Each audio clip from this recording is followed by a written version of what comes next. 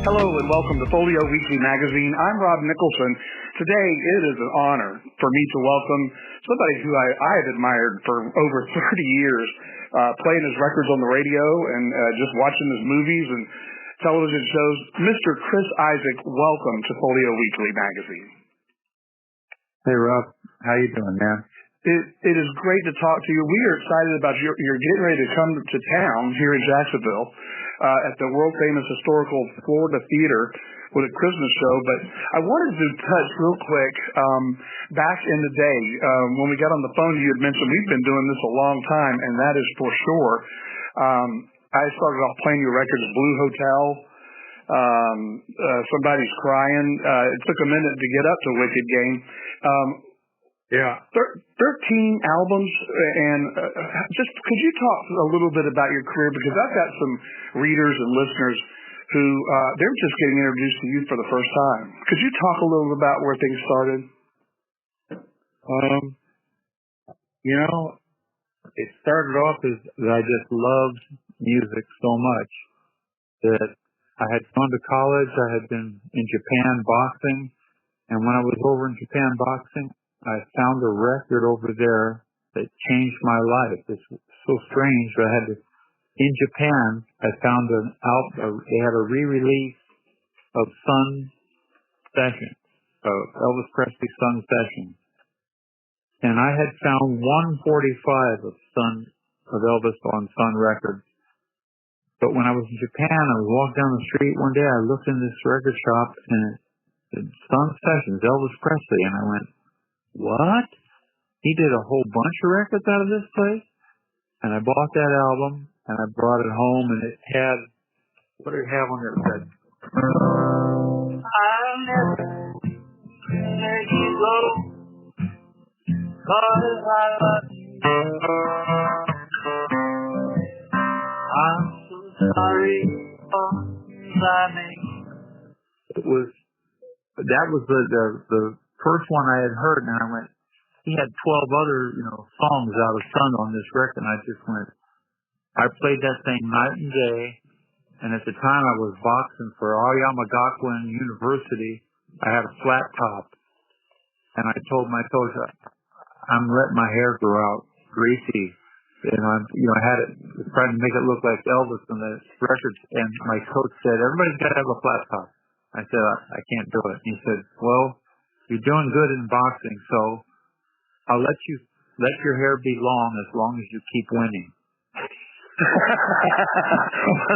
That's a pretty good trade-off.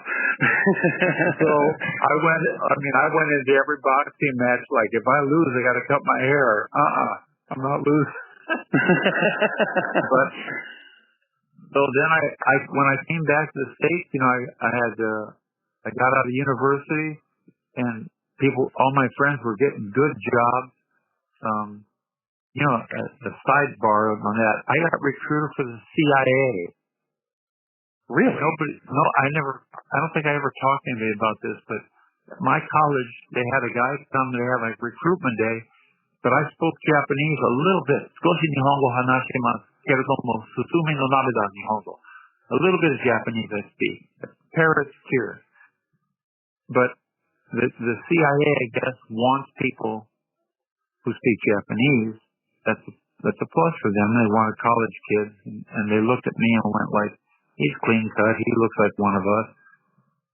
And if I would have been, if I would have gone in that, I don't know what kind of career I had, but they asked me about, doing a job, and I said, well, what is this? This is government work. I said, who is it for? And the guy finally broke down and goes, this is CIA, this is what we do. Wow. But I said, do I have a gun? Do I have a gun and a special, a pill that I take and stuff? It was none of that. It's like they want to put me in an office someplace. I wanted to be in a band. And I went to San Francisco. And I had a band, and everybody I knew that was college graduates were looking at me like, are you crazy? You graduated from college and now you're going and you're playing for like $10 a night in a bar? And I said, I'm having a ball. This is the most fun I ever had in my life. wouldn't have it any other way. And I think that comes across when you perform, Chris. I think that's one of the things we're looking so forward to when you're here in a couple of weeks.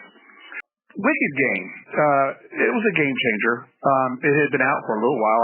I can remember playing it on the radio at the station I was at, but it got picked up by a top 40 station because of the music director heard it on in a film, Wild at Heart, that David Lynch put out. And you've been kind of close. You've kept your finger on the motion picture and television worlds. Has that been tough to do? To do both? Because I mean, you're an artist. You really are a true artist. I would think that it would be easy for a guy like you. You know,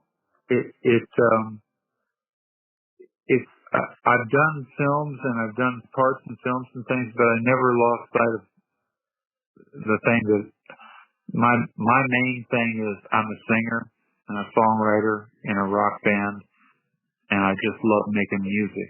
And I took making films real serious when I did it. I always showed up. I knew the whole script, and I worked hard at trying to do a good job. But I knew, music I controlled completely. I could write the song and record it the way I wanted. In films, I didn't have as much control. Maybe Brad Pitt or somebody has control because they're a big star and a great actor. But me, I was, I don't control that process as much. So music's always been my thing. It sure has, and there absolutely is no question about that. Your record out now, everybody knows it's Christmas. You've done Christmas music before, but this is the first Christmas album, correct? No, I had a Christmas album, and it did very well, and I wanted to do a second Christmas album, and I love writing Christmas songs, and I've written some songs on here that I think covered new ground, like Dogs Love Christmas Too. So if you have a dog, you listen to this song. That's perfect. That is perfect. And also I had a song with somebody. Some small segment of the population will go, this is my song. It's about your nativity scene being stolen in the middle of the night. They took the camel and the 3 wise men, Mary in the manger too. Worst of all, they took you. Help me, baby Jesus. Help me bring you home. That's awesome. Somebody stole his nativity scene. I go, somebody had their Christmas nativity scene stolen, so now they have a song for it. That is incredible. Awesome story. Chris Isaak, thank you so much for taking a few minutes to talk to us today. Again, we can't wait to have you here on the 13th of December.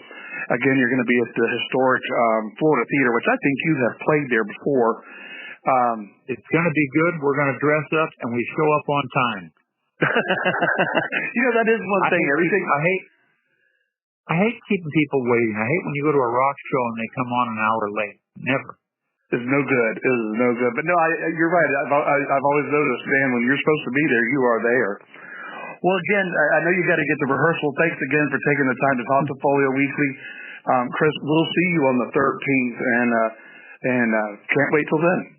See you then. Thanks for talking again. Good to hear from you. And for Folio Weekly Magazine, I'm Rob Nicholson.